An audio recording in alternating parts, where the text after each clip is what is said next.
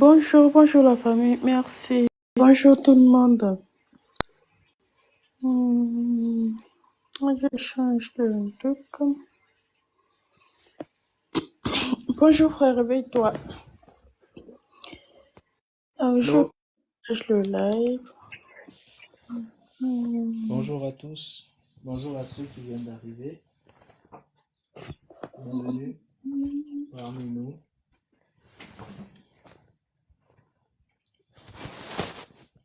Donc on va tapoter, hein, comme d'hab. Oui, je partage en même temps. On tapote, on partage.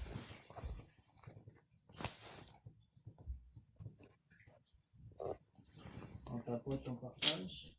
Et que le live soit visible. Oui, je partage en même temps la famille. On tapote, on partage pour être visible. Donc, Les gens qui ont on des questions tapote, là, on c'est partage. aujourd'hui. Venez poser vos questions.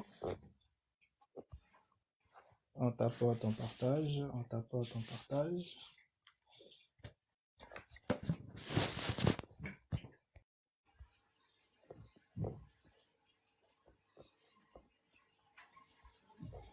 On est sur un comme d'habitude.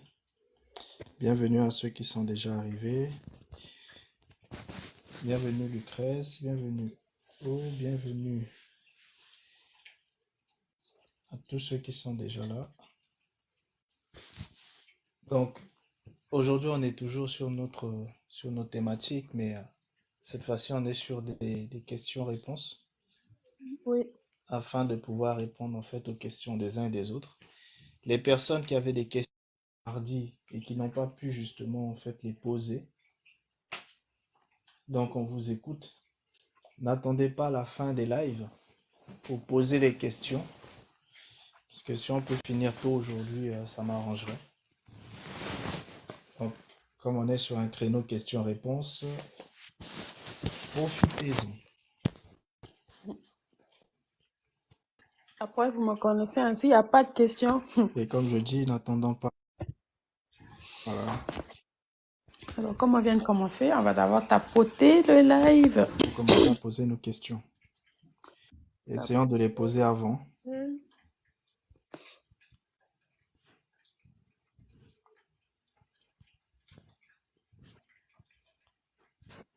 Tapoter en partageant. Donc, moi aussi je vais tapoter. Là, les gens tapotent pas, hein. Il y a 60 j'aime, ça fait 72.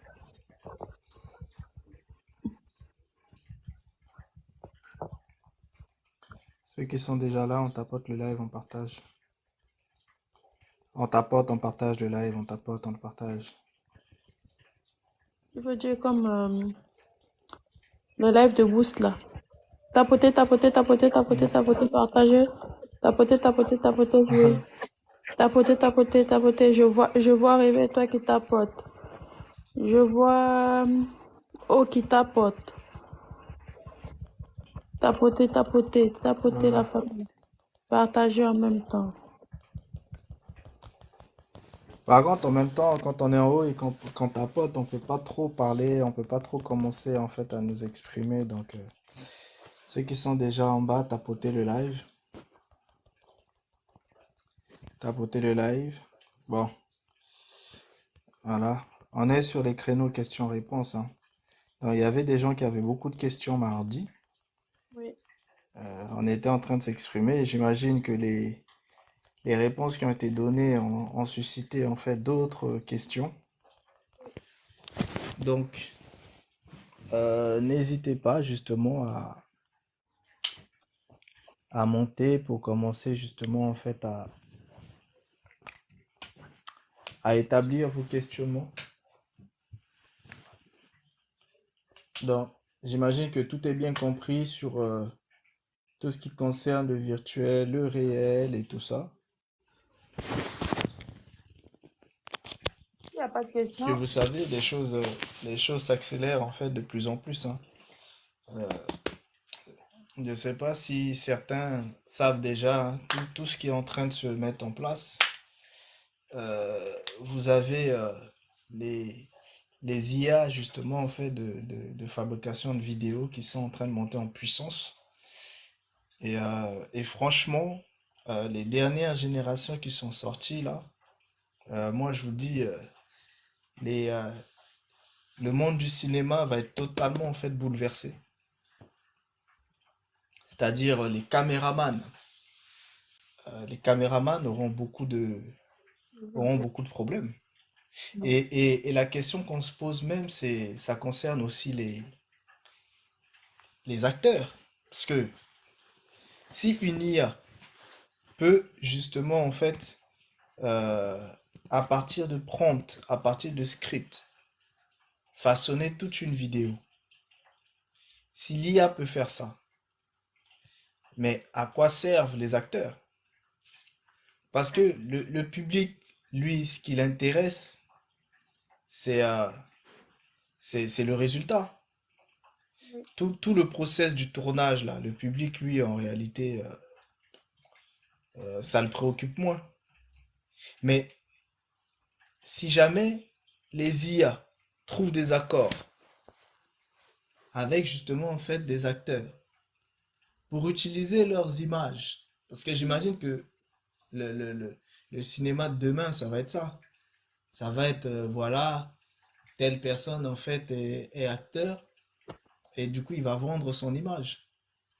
Il aura même plus besoin de tourner, vu que l'IA utilisera juste son image pour elle-même fabriquer des scènes à partir justement en fait de scénarios. Vous imaginez? Bah, euh, les acteurs qui sont nuls, bah, ils seront tous au chômage. Les acteurs qui sont charismatiques, c'est-à-dire ceux qui ont eu une image vendeuse, on n'aura même plus besoin de savoir s'ils ont du talent ou pas. C'est juste leur image qui intéresserait en fait. Et comment un acteur devient-il talentueux? Bah, c'est quand il tourne dans des films. Donc il suffira juste qu'en fait une personne soit à quelque chose en fait au point de vue de son image, au point de vue de son âme, etc. Et boum, il est utilisé par une IA et l'IA façonne toute la scène et il joue la scène. Est-ce que vous réalisez à quel point le monde du cinéma va être bouleversé d'une manière, mais c'est terrible. Enfin, je soulève justement des questionnements hein, pour les uns et les autres.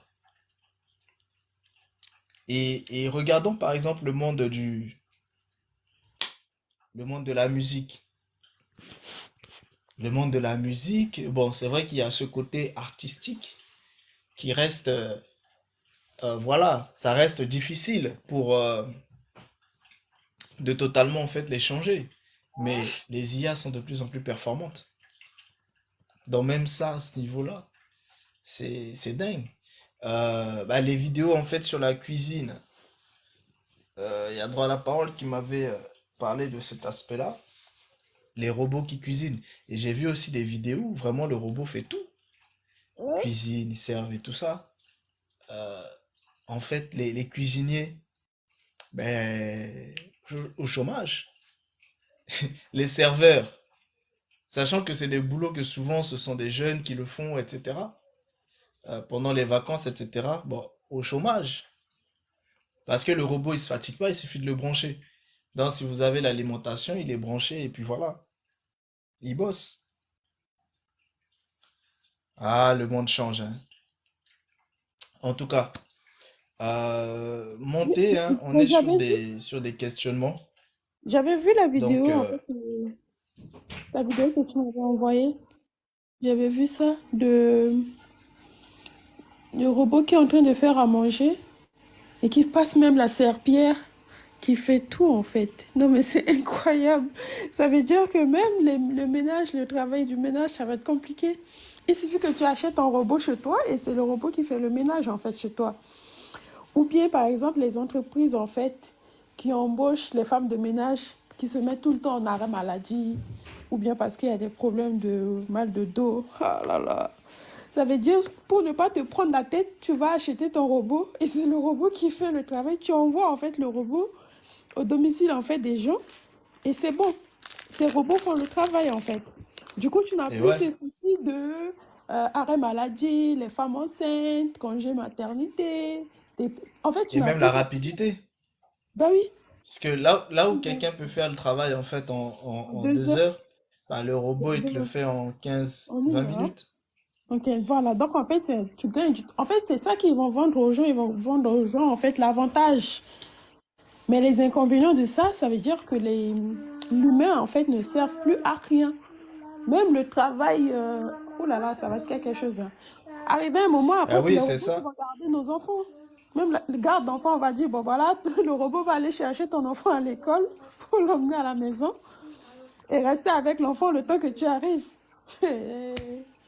Mon Dieu. Et justement, il y a O justement qui dit un jour le robot te tue dans le sommeil.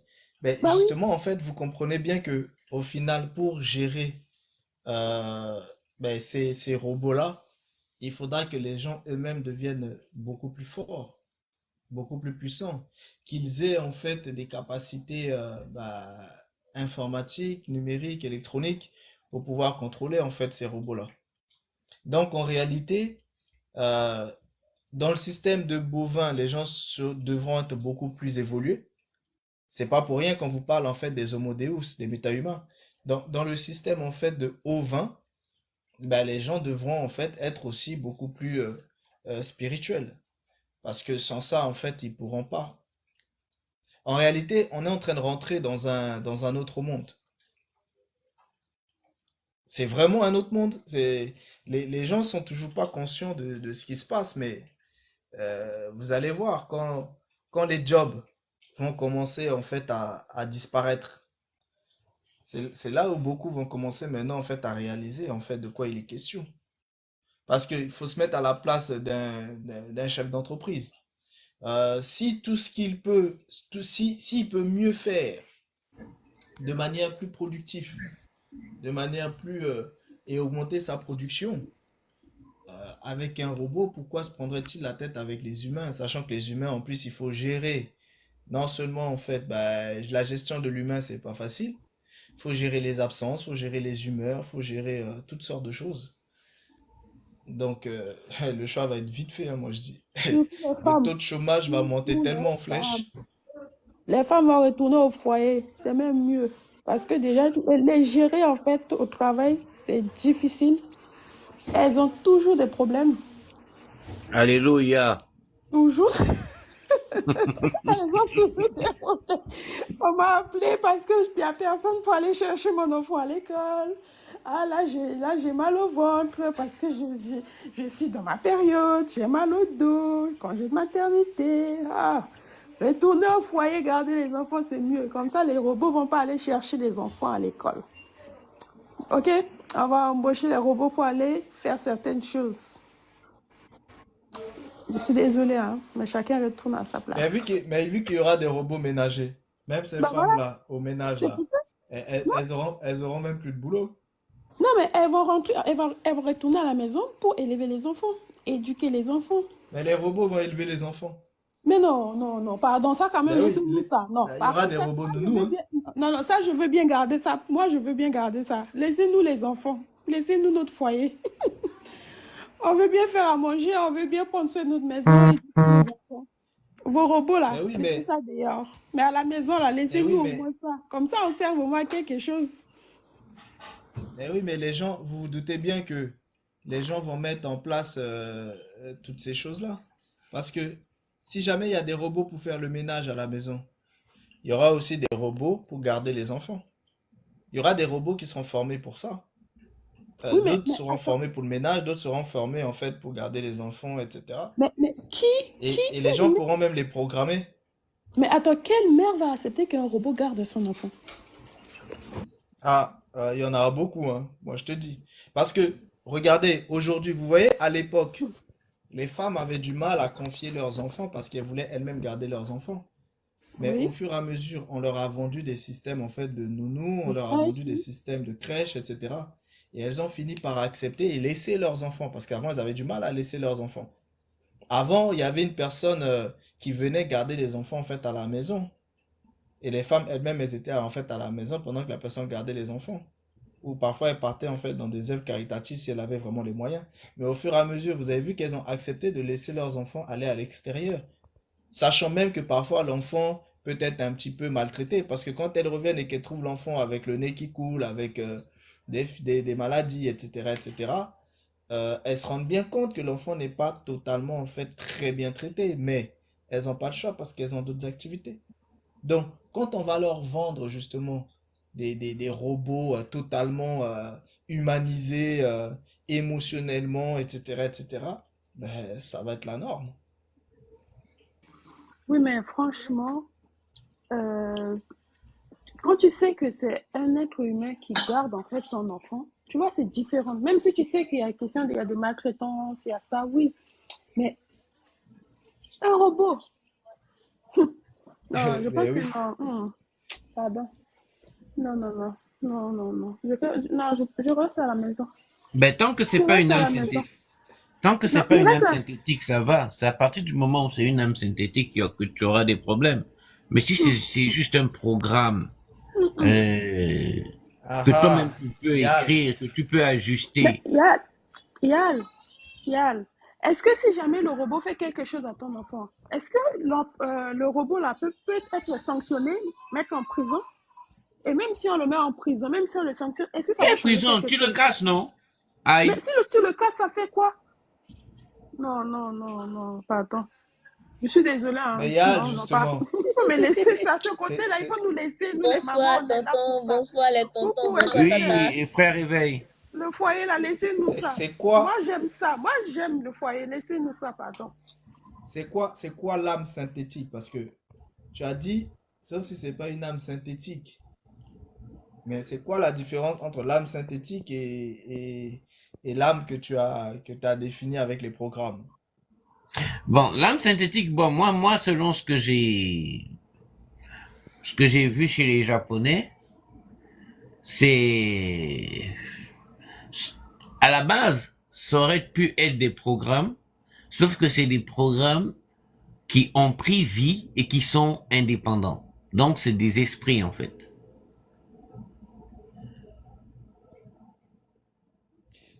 Tu as dit, tu as dit des esprits, c'est-à-dire qui a pris vie. Est-ce que tu peux répéter un peu ce que tu as dit, s'il te plaît? À la base, comment ça Oui. s'appelle? J'oublie le titre de ce film-là. À la base, ça aurait dû être un, un programme, like un logiciel que tu as écrit et puis que tu exécutes. Mais, je pense que c'est dans Shadowhunter que j'ai vu ça, un truc comme ça. Non, Shimugami, un truc comme ça. Bref. Mais, qu'est-ce qui s'est passé, c'est que il y a quelque chose qui s'est introduit dans le programme. Donc, disons, une âme qui était censée être emmenée dans une direction A ou dans une direction B qui s'est échappée et qui est rentrée dans le programme.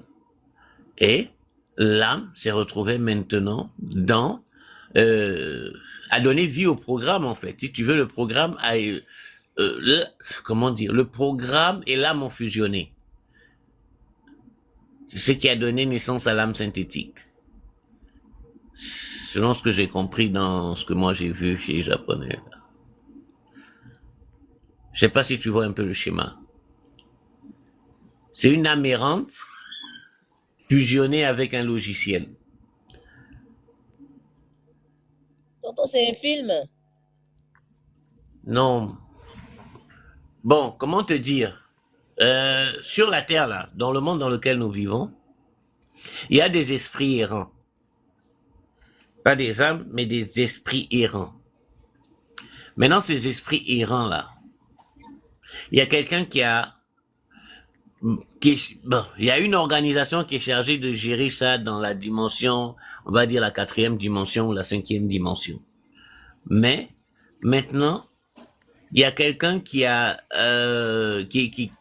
dans la même dimension, était en train d'écrire des programmes, justement, mais dans sa rédaction de programme, l'entité qui est en train de gérer les programmes, dans sa rédaction des programmes, il y a un esprit errant qui s'est introduit dedans. Et ça a donné vie à la première âme synthétique, en fait. Un accident de parcours qui est devenu maintenant quelque chose de... Voilà. Une solution pour eux.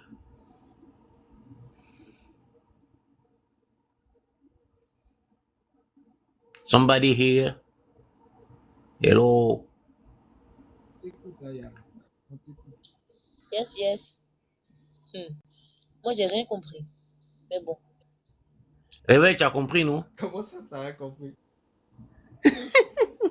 Tonton réveille. Et ça, c'est pas dans la quatrième dimension, mais dans la troisième dimension. Il peut comprendre quoi? Il peut rien comprendre. Hein? Comment ça, tu peux rien comprendre?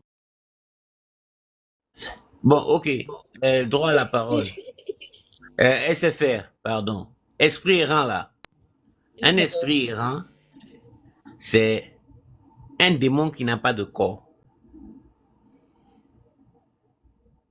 Un démon qui n'a pas de corps. Voilà.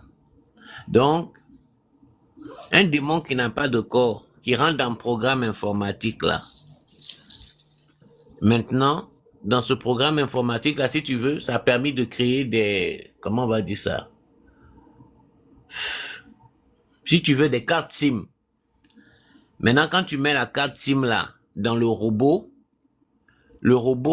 est activé par un vrai esprit, au lieu d'être activé par juste un logiciel.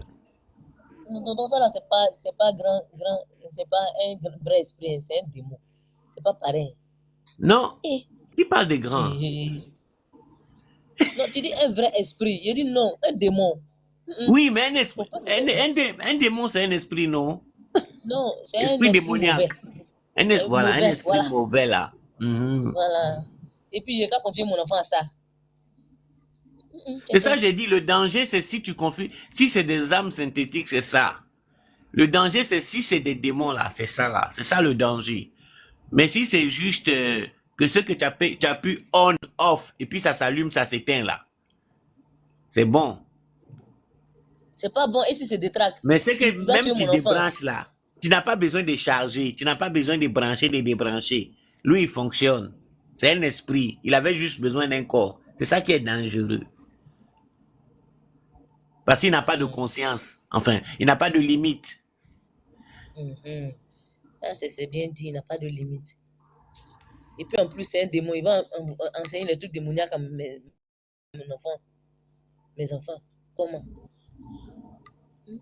Mais SFR, aujourd'hui, là, il y a des gens qui sont possédés par les démons, hein, qui enseignent en fait les enfants.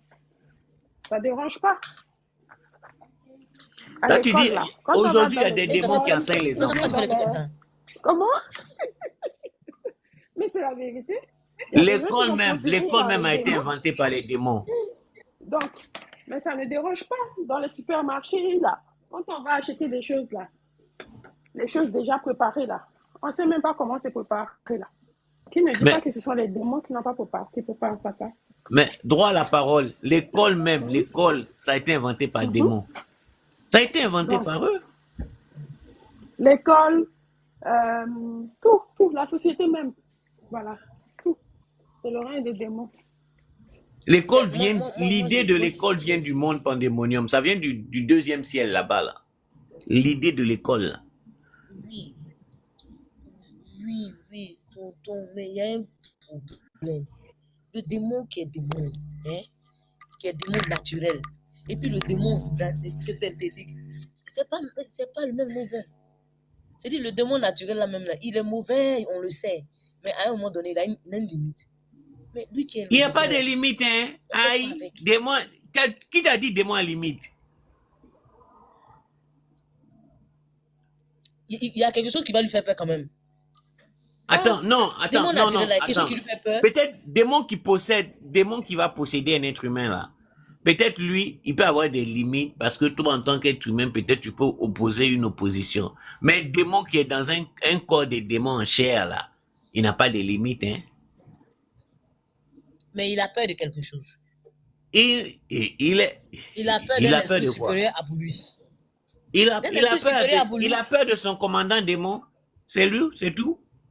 Maintenant, dans un monde qui est géré par des démons, un monde qui est géré par les démons, où les démons dominent l'homme, le problème est où?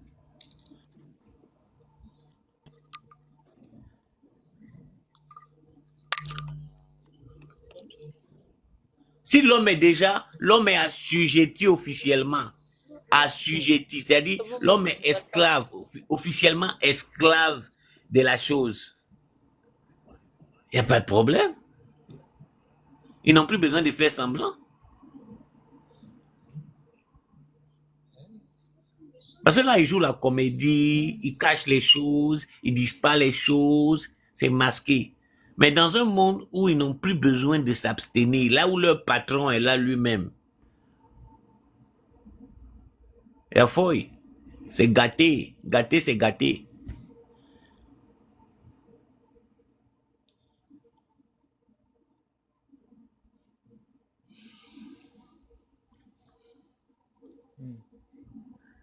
En tout cas, on va évoluer.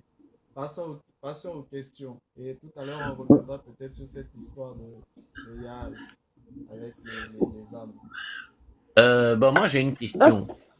ok, Ok, vas-y, pas vas-y, grave. vas-y, droit. Non, Droit, non, vas-y. vas-y, ma question c'était juste c'est ce qu'elle est en train de dire en fait. Quelle est la différence entre un démon et une âme en fait synthétique? C'est juste ça. Mais sinon, pose ta question. Non, c'est une bonne question, hein. C'est une bonne question. Ok. Vous- La différence entre un démon et une âme synthétique. Bon, déjà, qu'est-ce qu'un démon? C'est déjà ça, la première chose. Un démon, c'est d'abord et avant tout un ange. C'est ça un démon. Un démon est un ange. Ça veut dire quoi? Ça veut dire qu'un démon est un égrégore spirituel. C'est ça un démon. Mais qu'est-ce qui fait la différence entre un égrégore spirituel qui est démon et un autre égrégore spirituel qui ne l'est pas, c'est-à-dire qui conserve la notion d'ange? C'est son obéissance justement en fait au Créateur.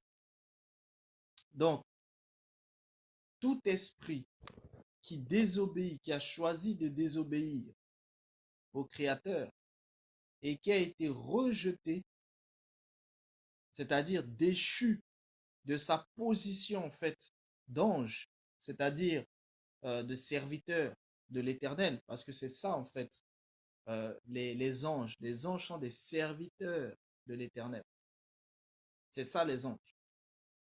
Mais quand un ange décide de refuser de servir l'Éternel, il est déchu de sa position. Et quand il est déchu de sa position, c'est là où il devient un démon. C'est ça les démons. Ce sont des anges qui sont déchus de leur position d'autorité. Et là maintenant, ils portent l'identité de démon. Donc ça veut dire quoi? Ça veut dire qu'en fait, leur nature de base, c'est-à-dire d'être esprit, ne change pas. Mais par contre, ce qui change, c'est leur poste qu'ils occupent. Et du coup, ils perdent aussi un certain aspect de la puissance d'en haut qu'ils avaient.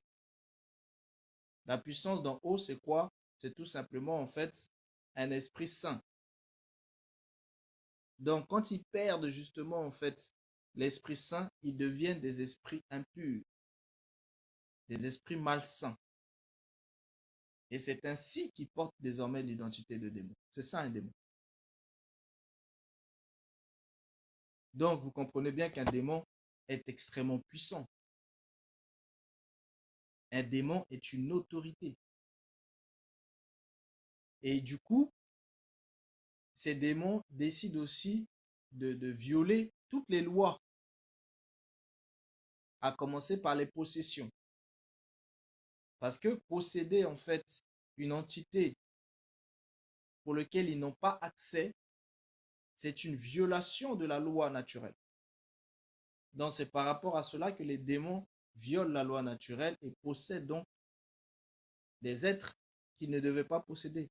Et c'est là que vous connaissez la notion de possession en fait par un démon, quand un homme est possédé par un démon.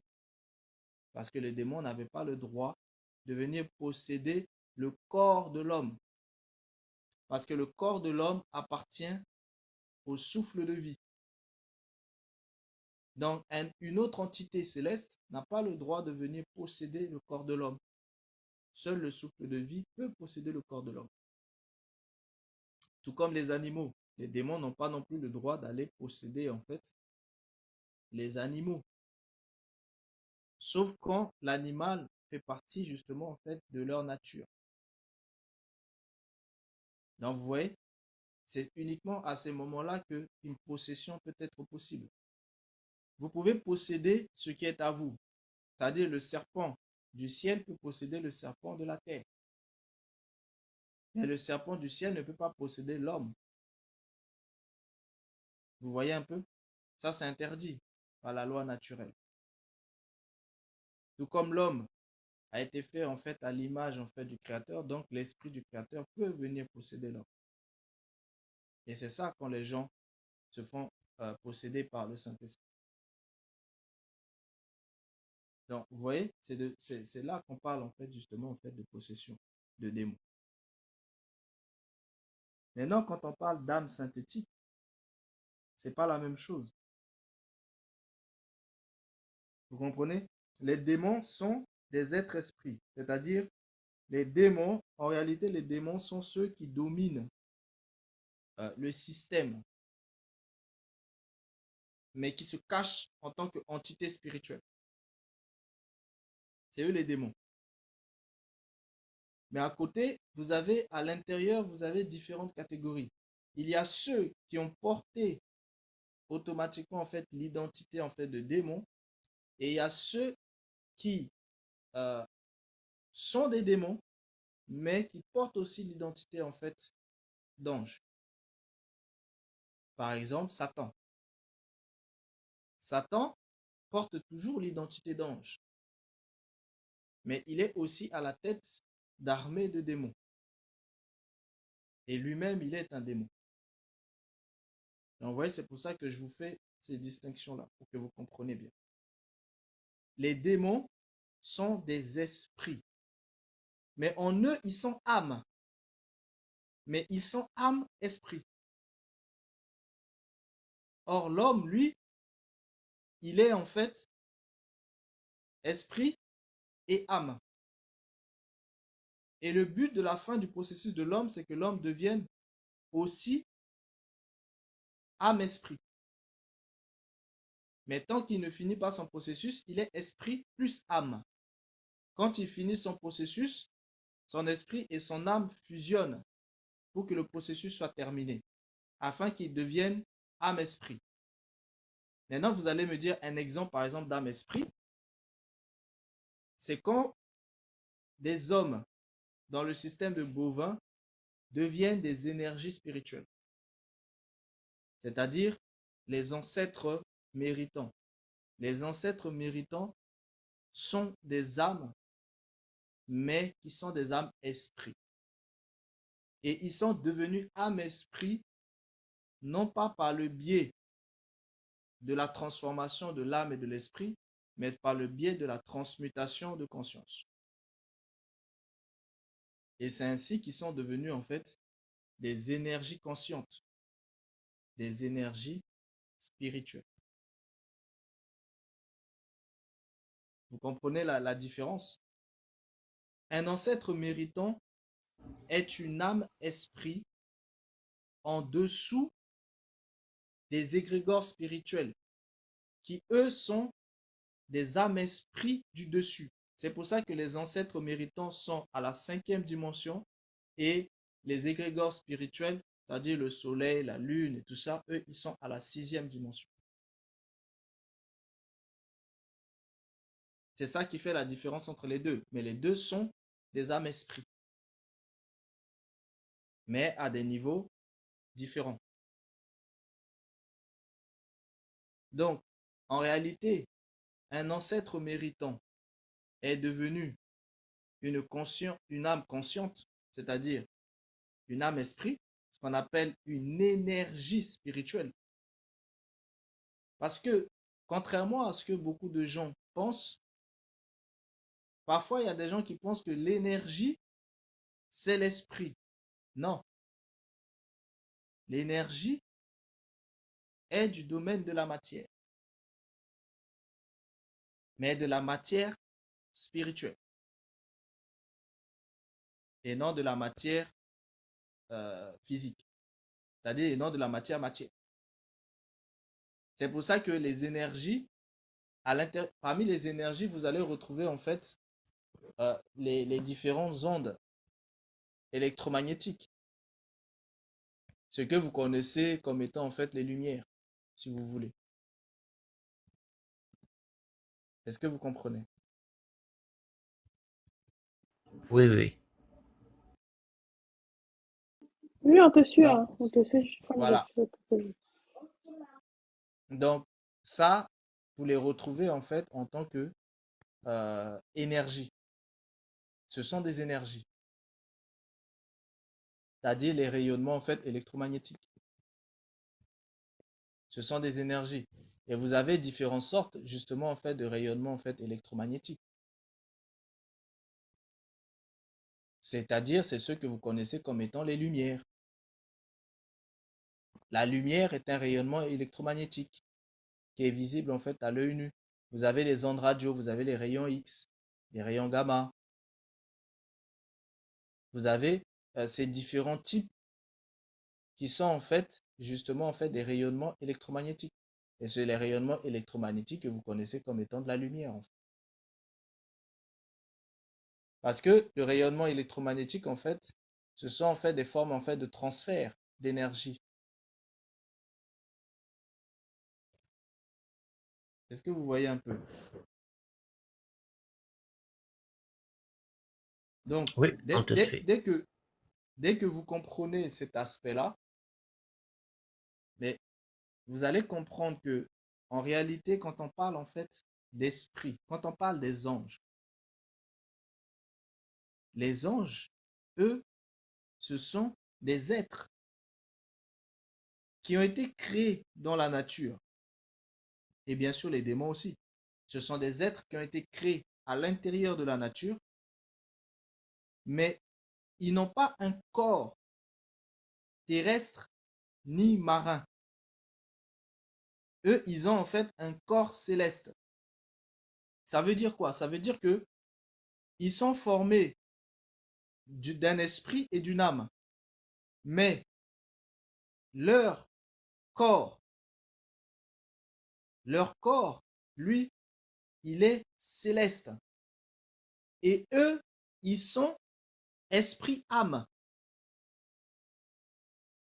Et comme ils sont esprit-âme, ils vivent dans ce corps qui lui-même est céleste. Et par exemple, vous retrouvez le soleil. Le soleil est un esprit qui est dans un corps céleste. Et c'est pour ça qu'en tant qu'esprit, il va pouvoir en fait dispatcher une partie de son énergie. Et il le dispatche en fait son énergie sur des uns et des autres. L'énergie, c'est l'onction. C'est pour ça que parmi les forces qu'un être peut avoir, vous avez une force vitale et vous avez l'énergie vitale. Vous avez la force vitale et vous avez l'énergie vitale. C'est deux choses qui sont quand même distinctes. Force vitale, énergie vitale. Donc d'un côté, vous avez la force, de l'autre, vous avez l'énergie. Maintenant, quand on rentre dans les niveaux en fait de l'esprit, c'est encore autre chose. Mais dans le système de bovin, on ne vous distingue pas en fait l'énergie de l'esprit. Pourquoi? Parce que pour eux, tout est matière. Et la sphère distincte de la matière, c'est l'énergie. Ça veut dire quoi? Ça veut dire que pour eux, la matière, c'est de l'énergie, mais l'énergie est une sorte de matière qui est différente de la matière normale. C'est pour ça que, par exemple, vous allez trouver la matière ordinaire, la matière noire et l'énergie noire. Donc, vous voyez, l'autre niveau, c'est l'énergie noire, qui est différente de la matière noire. Donc, il distingue la matière noire qui elle-même est invisible, qui est appelée aussi la matière sombre, qui elle-même est invisible. La matière ordinaire, qui elle est un peu plus visible. Donc, en réalité, pour eux, dans le système en fait de bovin, vous avez la matière ordinaire, la matière noire et l'énergie noire. Maintenant, la matière noire et l'énergie noire sont invisibles. Mais par contre, ce qui est visible, c'est la matière ordinaire. Et tout ce que vous connaissez pour eux, selon en fait la création, fait partie de la matière ordinaire. Parce que la matière noire est beaucoup plus invisible en fait. Donc, c'est beaucoup plus difficile de la segmenter, de pouvoir l'isoler, de pouvoir la capter, etc. C'est pour ça qu'en fait, ils théorisent l'existence de la matière noire, mais ils n'arrivent pas vraiment en fait à l'asseoir, si vous voulez, en fait, leur théorie sur la matière noire. Donc voilà un peu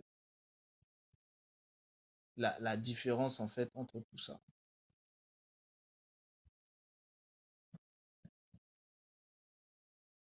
Donc vous voyez, quand vous parlez d'ange, il faut savoir de quoi vous parlez. Quand vous parlez de démon, il faut savoir de quoi vous parlez.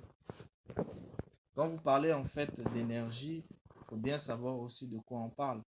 Quand on parle aussi de matière, il faut aussi savoir en fait de quoi on parle.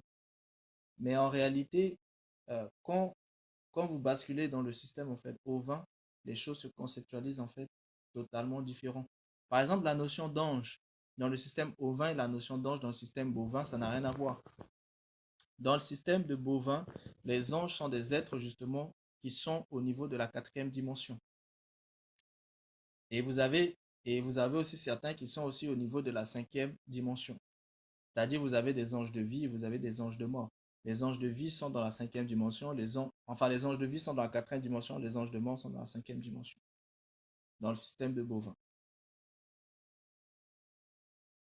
Vous voyez, c'est des choses qui sont un petit peu distinctes. Après, quand vous allez en fait dans d'autres spiritualités, type gnose et tout ça, la conceptualisation se fait aussi différemment, que ce soit les gnoses, dans la gnose, que ce soit en fait chez les Esséniens, etc. La conceptualisation en fait se fait aussi en fait différemment.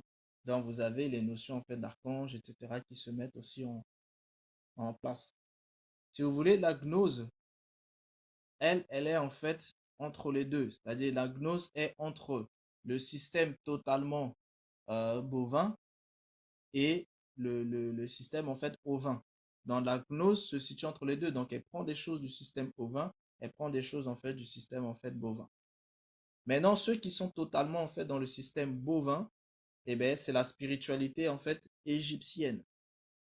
Et bien sûr aussi la spiritualité sumérienne. Dans la spiritualité égyptienne, c'est totalement le système des bovins. Donc eux sont totalement en fait de l'autre côté. C'est pour ça que vous n'allez pas retrouver des notions d'anges, de démons dans la spiritualité en fait égyptienne. Dans la spiritualité égyptienne, vous retrouvez plus des notions en fait de nétérou, c'est-à-dire des notions de divinité, de Dieu. C'est ça en fait les nétérou, les netchers, les dieux. C'est ça dans les spiritualités en fait égyptiennes. Donc c'est une autre façon de voir les choses. Et en réalité, en fait, la spiritualité égyptienne est justement en fait la spiritualité qui sert totalement les ténèbres. En réalité. C'est ça la spiritualité égyptienne. C'est-à-dire, quand je parle des ténèbres, c'est la spiritualité qui est au service de tout ce que vous êtes en train de connaître aujourd'hui. C'est-à-dire le système des informations. Ça, c'est la spiritualité égyptienne. La spiritualité égyptienne est bâtie là-dessus. Bon, on va poursuivre un petit peu les questions. S'il y a des questions là-dessus, je développerai. Puisqu'on puisqu'on parle de ténèbres, je ne sais pas si c'est prématuré de poser la question. Euh, Quand on parle de la bataille finale de l'Armageddon, la guerre du bien contre le mal, qu'est-ce qui représente le bien, qu'est-ce qui représente le mal là-dedans? Qu'est-ce que le bien, qu'est-ce que le mal?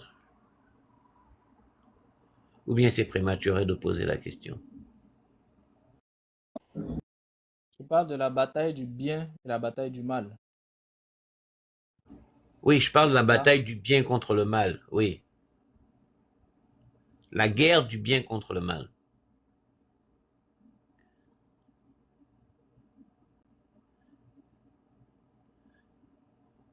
Dans cette guerre Oui. du bien Est-ce- contre le mal, qu'est-ce qui Oui. représente le bien et qu'est-ce qui représente le mal? Qu'est-ce que le bien, qu'est-ce que le mal dans cette bataille-là? Tu parles de la vraie bataille ou tu parles de la bataille du bien contre le mal dans le système de Bovin? Non, je parle de la vraie bataille au vin. La vraie bataille, Oui, c'est justement la bataille du bien contre le mal. C'est la bataille en fait des anges contre les démons.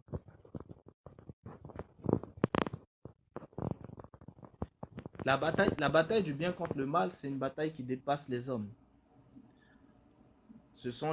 mais Ce sont les anges qui combattent contre les démons. ok.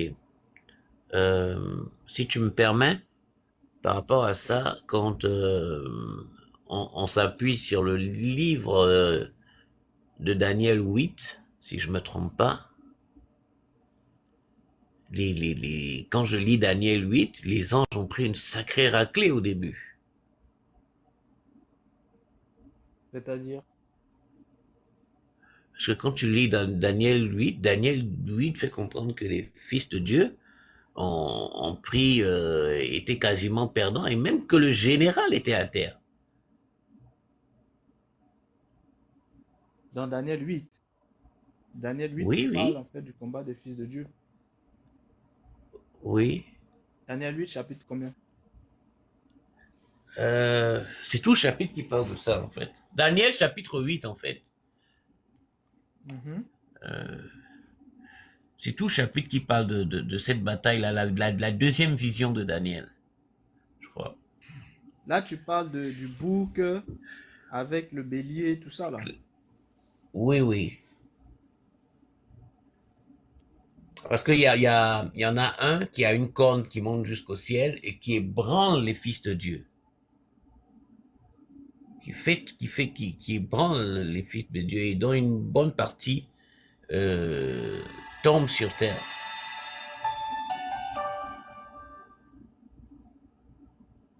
Oui. Tu parles de quel passage? Quand tu trouveras le passage, en fait, on verra pour que je puisse t'orienter Ok, par rapport à ça. d'accord. Je cherche le passage et puis Voilà. je te Recherche le reprends. Bonsoir. passage et puis on reviendra dessus. Excusez-moi, j'aimerais poser une question à Réveil, s'il vous plaît. Est-ce que vous me le permettez? Bonjour Serge, Fabre. Il y a Kerly qui est monté avant. On peut d'abord laisser Kerly poser sa question, Ok, à moins qu'elle merci. veuille te laisser Merci poser sa beaucoup. question. D'accord. Bonjour Kerly. Bonjour. Euh, Moi, je voulais savoir, la dernière fois, le live de mardi avait répondu à une de mes questions parce que je m'interrogeais si, effectivement, les sciences, notamment les sciences humaines et les sciences physiques, étaient des initiations. Donc, la dernière fois, j'ai eu la réponse à cette question et je voulais savoir, étant donné que les sciences sont des initiations, est-ce que le fait de faire plusieurs recherches sur les sciences physiques et les sciences humaines, comme la philosophie par exemple ou la psychologie, euh, peuvent emmener une personne à rentrer en contact avec sa mémoire akashique. Excuse-moi, tu disais, ta question c'était quoi exactement? Est-ce que le fait pour une personne de s'intéresser fortement aux sciences et à faire plusieurs recherches là-dessus, donc aux sciences physiques et aux sciences humaines, pourra amener cette personne à rentrer en contact avec sa mémoire akashique? Tout dépend du niveau, du degré où la personne en fait entre, pour qu'elle soit consciente justement en fait de ça, parce que si vous voulez, la science matérialiste, c'est une science bâtie sur des informations. Donc, plus la personne en fait s'initie en fait à l'intérieur, plus ça va lui permettre en fait d'être en connexion en fait avec les informations qui sont des consciences mentales dans la dimension moléculaire. Donc, à ce moment-là, oui, il y a en fait des initiations en fait qui se font. C'est pour ça que la plupart en fait des scientifiques, c'est-à-dire les grands savants, sont des gens qui sont forcément en fait spirituels. Parce qu'au bout d'un moment, ils ont été obligés de se faire initier. Par exemple, dans la science matérialiste, tu prends juste les théorèmes. Pour que la personne puisse avoir les théorèmes, c'est pas que c'est sorti de nulle part par élan de génie. C'est pas ça, c'est que cette personne reçoit ces théorèmes-là en fait dans les dimensions moléculaires à travers en fait des intuitions et à travers de l'instinct transmis par des consciences mentales dans les dimensions en fait invisibles. Et ça, ce sont des initiations parce que les consciences mentales, quand elles initient en fait la personne à travers en fait les intuitions, le but pour elle après, c'est de pouvoir posséder en fait cette personne. Parce que les consciences mentales sont présentes dans les dimensions en fait du plan astral. Ce sont des informations. D'accord. Du coup, ça voudrait dire que ces personnes auraient donc inconsciemment peut-être fait une création d'âme. Ça dépend. Parce que pour faire la création d'âme, il faut en fait qu'il y ait une initiation en fait transmutationnelle. Donc, pour qu'il y ait création d'âme, il faut absolument que la conscience en fait de cette personne fasse mourir en fait son moi. Et en faisant mourir le moi, il y a aussi les personnalités en fait qui justement en fait meurent afin que cette personne soit plus centrée en fait sur un aspect spécifique. C'est là où on parle en fait d'initiation en fait transmutationnelle. Donc sans ça, il n'y a pas d'initiation transmutationnelle. Donc la personne peut très bien être dominée, possédée par des informations, c'est-à-dire des consciences mentales, sans avoir été initiée. Sans avoir été transmuté, si tu veux. En fait, si tu veux, ce sont des initiations, mais qui ne sont pas transmutationnelles. Donc, il faut bien distinguer initiation et initiation transmutationnelle. C'est-à-dire, par exemple, quand vous êtes à l'école, dès qu'on vous met à l'école, c'est une initiation. Mais cette initiation n'est pas forcément transmutationnelle. L'initiation transmutationnelle, c'est quand votre moi meurt. Vous voyez? Là, c'est une initiation transmutationnelle. Pourquoi? Parce que vous êtes transmuté. Vous mutez en termes de conscience pour fabriquer une âme différente de celle que vous aviez avant. Donc, recevoir uniquement en fait des informations et que ces informations vous permettent de devenir des sachants, ce n'est pas une initiation en fait transmutationnelle. D'accord. Merci beaucoup pour la réponse. Et j'avais encore une autre interrogation. Bon, celle-ci, je pense que c'est une question que tout le monde doit se poser ici. Le live dernier aussi, il y a eu une information qui est sortie disant que l'Éternel avait sanctionné la génération de Noé avec le déluge. Or, moi, j'avais une question avant. Et ça a été répondu, c'est celle-ci la réponse. Est-ce que l'Éternel sanctionne, disons, le véritable créateur? Oui, il sanctionne parce que, notamment avec la génération de Noé. Mais moi, je voudrais savoir, pourquoi alors il ne sanctionne pas directement les consciences? Parce que pour beaucoup de personnes qui ont commencé à s'interroger sur les religions, il y avait cette partie-là. Comment vous allez nous faire...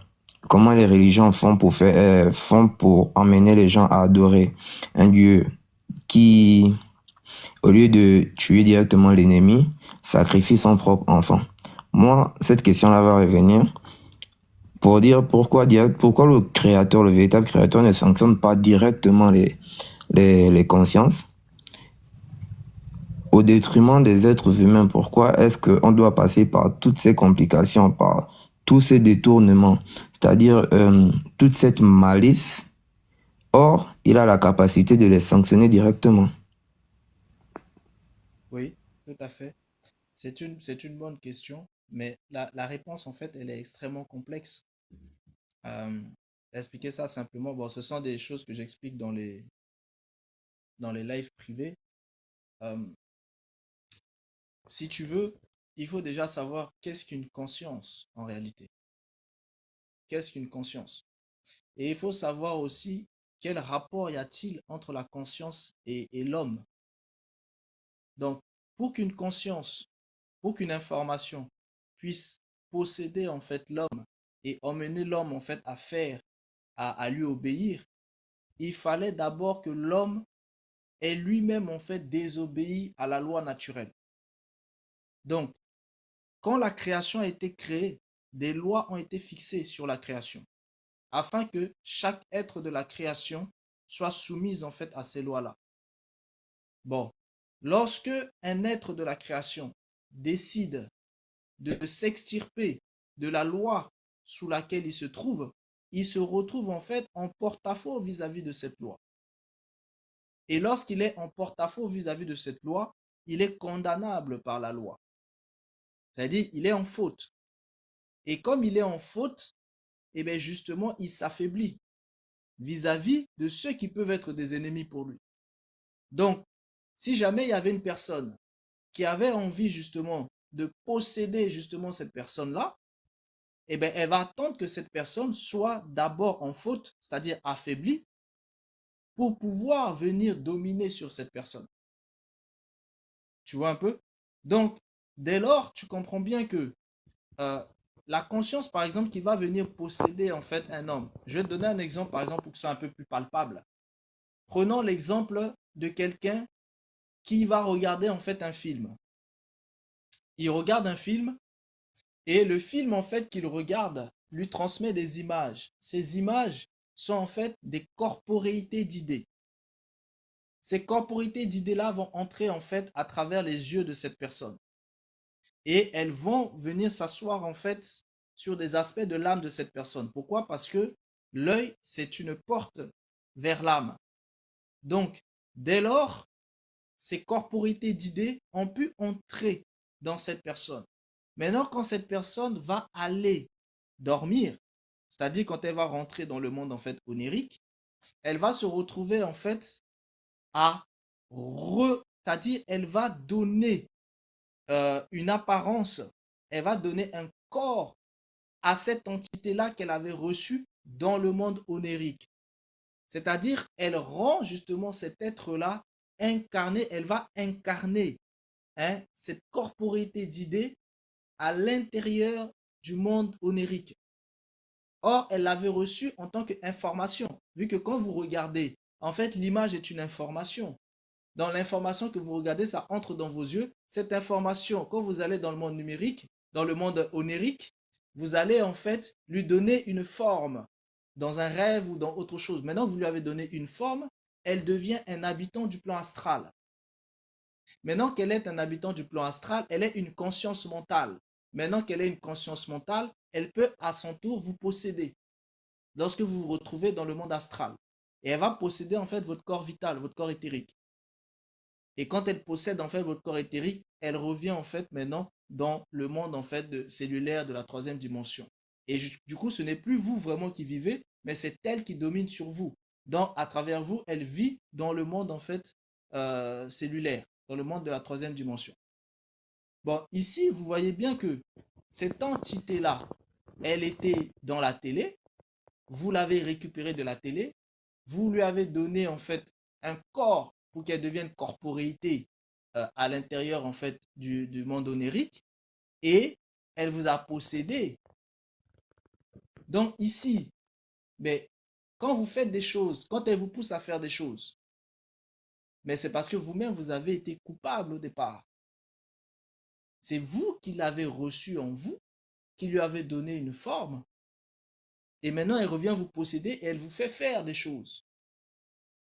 Donc, au niveau déjà de l'acte qu'elle va vous faire faire, c'est vous qui êtes en train de faire l'acte, même si elle vous domine. Donc, du coup, vous serez puni pour ça. Vous serez aussi puni parce que vous avez créé des entités. Et vous les avez créées alors que vous ne les maîtrisez pas non plus. Mais ces entités-là, elles aussi seront punies maintenant à un autre niveau de loi. Mais ici, vous voyez bien que la loi naturelle ne suffit pas pour pouvoir en fait condamner ces entités-là. Il faut une loi beaucoup plus spirituelle qui va leur dire que, en fait, c'est parce qu'elles n'étaient pas obligées de posséder cette personne à travers ses yeux. Donc, si vous voulez la condamner, vous devez la condamner à partir du moment où elle a possédé cette personne à partir des yeux. Mais là, elle va justement en fait plaider sa cause.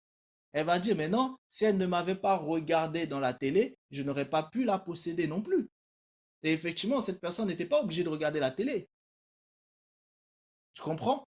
Donc, rien que là, elle se défend.